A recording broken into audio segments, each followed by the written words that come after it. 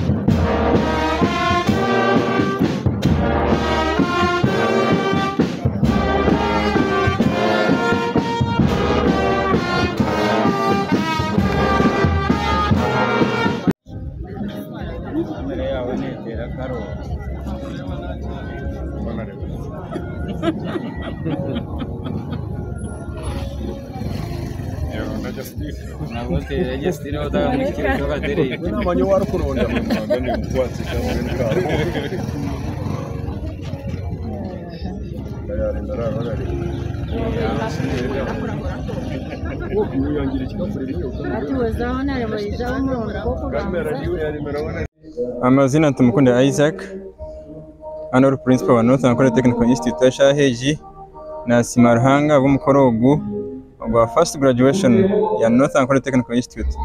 Kubakara for guti kana bwembabazi nizima abantu mwena bija gutaha, the guest of honor, the chief guest and celebrants, all invited guests. Thank you very much for attending this important function.